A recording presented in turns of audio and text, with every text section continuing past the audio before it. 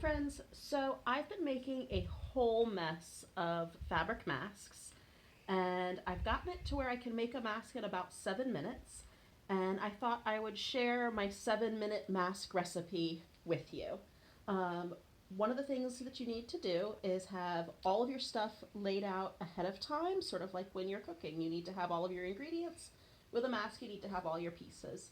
I'm doing a variation of the Deaconess style mask, which is the rectangular pleated one. And I'm using quilting cotton because it tears in straight lines, which makes making the rectangles go a whole lot faster than if I had used fabric that I had to cut. So what you're going to need is two rectangles that are 7 inches by 9 inches. And then you're going to take your two rectangles and you're going to make a fabric sandwich with the right sides of the fabric facing each other. You're also going to need to have two 36-inch lengths of whatever you're planning on using for your ties. I prefer to use non-stretch material, but what I have on hand is this 1/4-inch elastic, and that'll get the job done just fine. All right, Topes, you can pause. Okay, so then you're going to sit down at your sewing machine and you're going to sew your rectangles like a pillowcase. So you're going to do your little back stitch, pivot at the corner, pivot at the corner,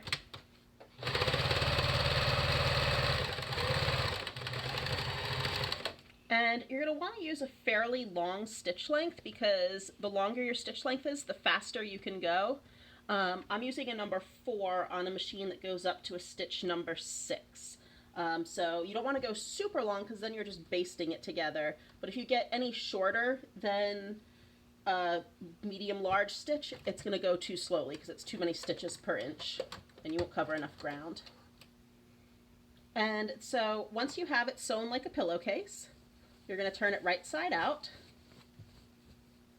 and kind of use your fingers to poke the corners and smooth it out with your hands.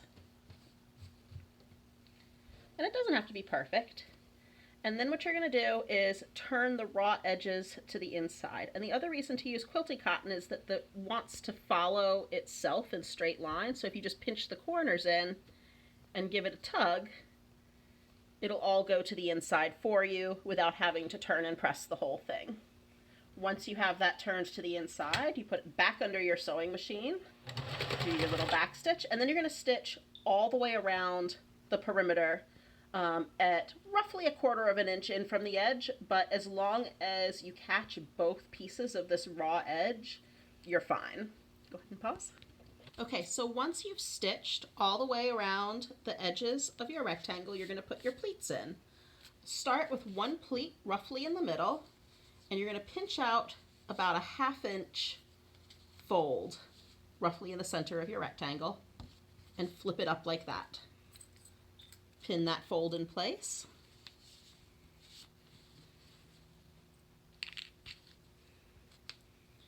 Then you're going to come down about halfway between that fold and the edge and do another fold just the same, roughly a 1/2 inch. Pin it in place.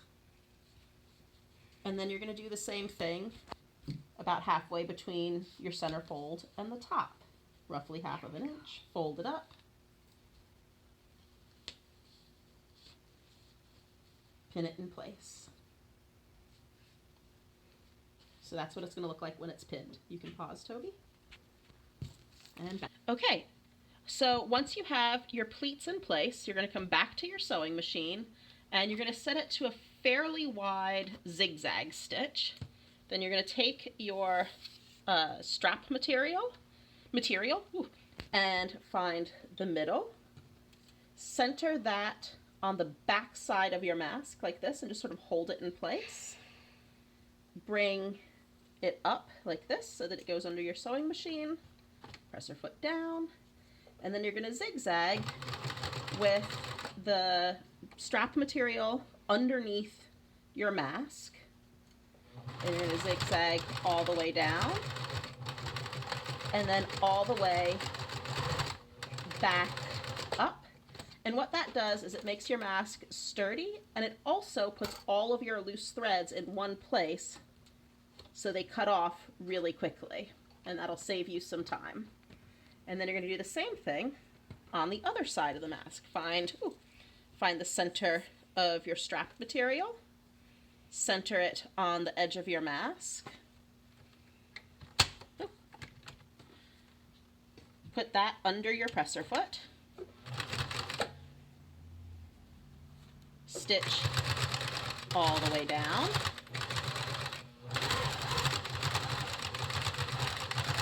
And all the way back up.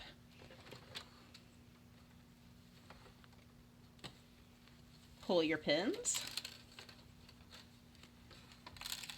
And you have a mask. Well done.